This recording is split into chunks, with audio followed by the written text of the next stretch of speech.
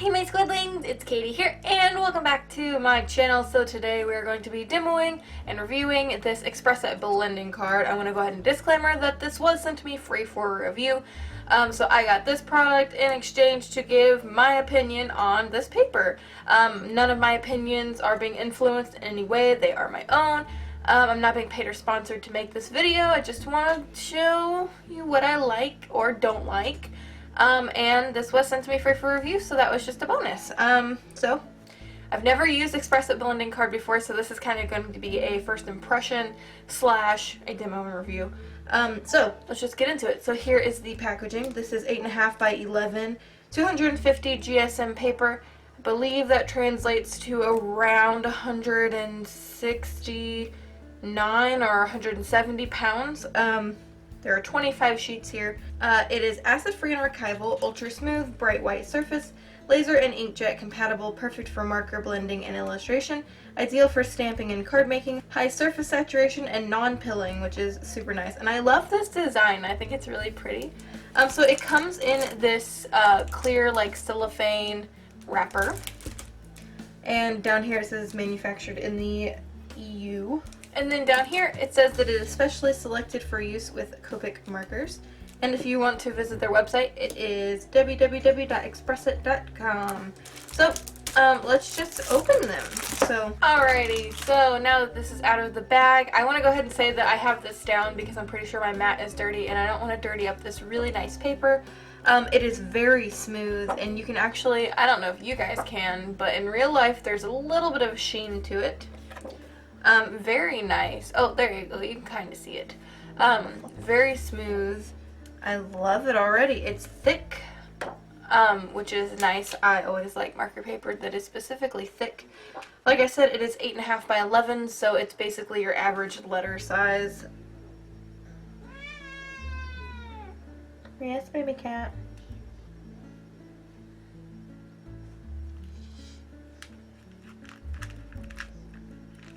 And we are greeted with the baby cat. Any day now. I don't think they want to see your booty. No, I don't think so. You might want to get down. Yeah, oh please. Please move. Anyway, it seems very nice. Cat hair. So I'm going to cut this into a smaller piece so I can test it. I don't really want to waste this paper because this paper is not cheap. If you guys want to purchase this, I will have a link down in the description below to where you can do so. So anyway though, I'm going to cut this in half and then I'll be back to test it. Alrighty, so now that this paper has been cut down, I'm going to test various things. I'm going to test pencil, inking pens or brush pens, and Copic markers, as well as water-based markers. Just because I want to get a kind of range of what this paper can do. I'm also going to put some pencil down and ink over it and see how the paper erases with, you know, ink underneath. So let's go ahead and start with the pencil. So I just have a General's Cedar Point pencil. It's just your basic pencil. And yeah.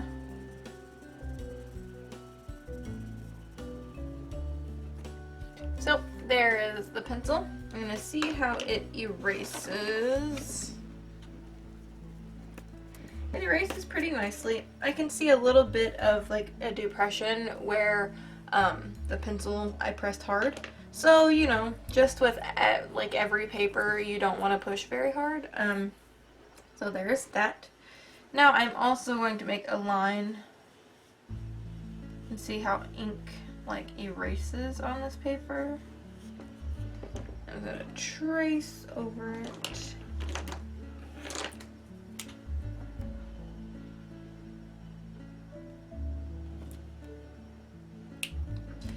Now I feel like this paper is made specifically for finalized drawings, but I just kind of want to test all of this stuff just to kind of get all my bases covered.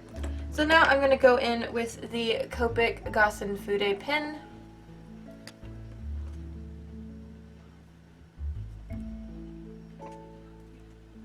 And it looks really nice on this paper, nice and black and crisp. Next I'm going to be using a Pigma brush pen in orange. also nice and clean and crisp. Alright, so this is what I really wanted to test here. I want to test water brush pens because it says no pilling, but that could be an exception to just Copics or something. So first I'm going to color dark to light.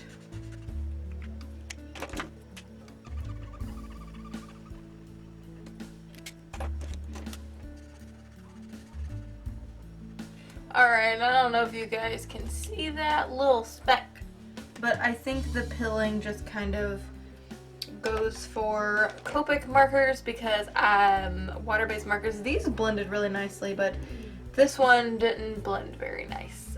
So, you know, just don't use water brush markers on this. I'm not going to do light to dark just because it's going to be the same effect, but this blend was very nice. Next, I'm going to do Copic markers, and I'm just going to blend dark to light like I normally would.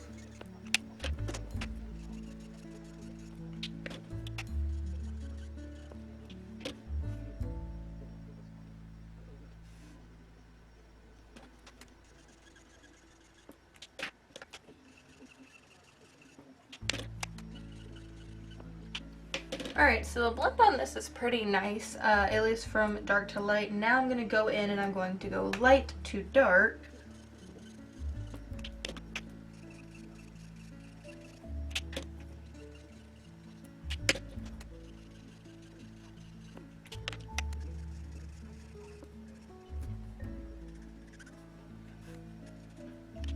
Alright, and then here is the light to dark blending.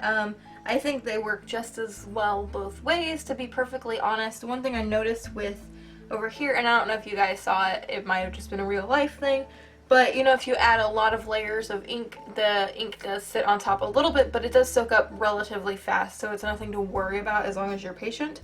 But that's just if you use a lot of ink at one time. Now, let's see if this ink bled through. Alright, I don't think it bled through, but you do definitely can see it on the back here. So, yeah. Next, I'm going to erase over this line to see how it handled the erasing, and it looks just fine. I mean, honestly, that kind of concludes my test at the moment. I am going to be doing an illustration, of course. But this kind of concludes my initial test of just how it blends. The only thing I'm not a big fan of is the little specks. You may not be able to see that on camera, but there are little bitty specks you can especially see in the darker areas of the colored marker. It's colored, of course. But you can see specks, and that's just the paper. Most papers do this though, but this is especially noticeable. I'm trying to think. I might grab a piece of Bristol. Alright, so I did a little comparison for you guys. This is watercolor hot press paper. It's relatively thin though, but you can't see any white specks. At least they're not as noticeable as they are over here, at least in real life. I don't know what that's about. It's not like it hinders anything. I'm just not used to it. But other than that, I think it's fine. This paper is really nice. Actually, another thing I wanted to try out is this Pro marker. See if the specks are in this as well.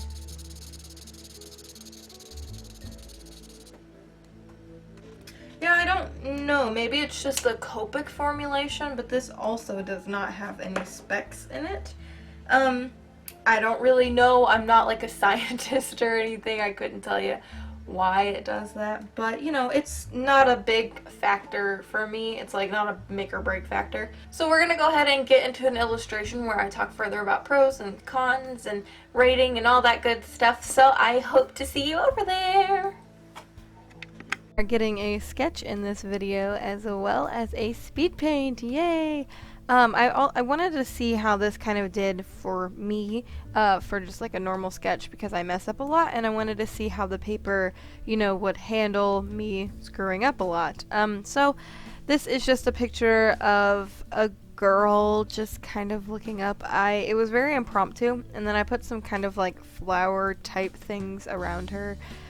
So it handled really well to my sketching back and forth. You will see later that there is a smudge that happens, and I do try to cover that up with the marker, but I think that was just my eraser, not the paper itself.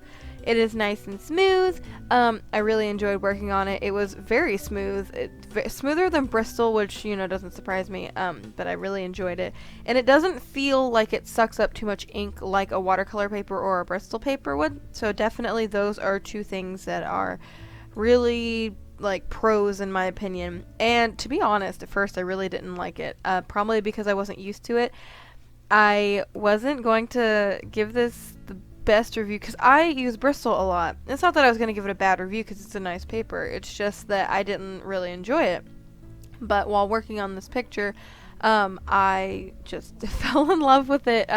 It works really well, and blending and stuff feels very natural, and that is what I'm looking for with Bristol. When I use it, it feels forced, like I have to force it to blend. With this one, it wasn't very hard, and I think that is what sold me on it. I really like this paper now.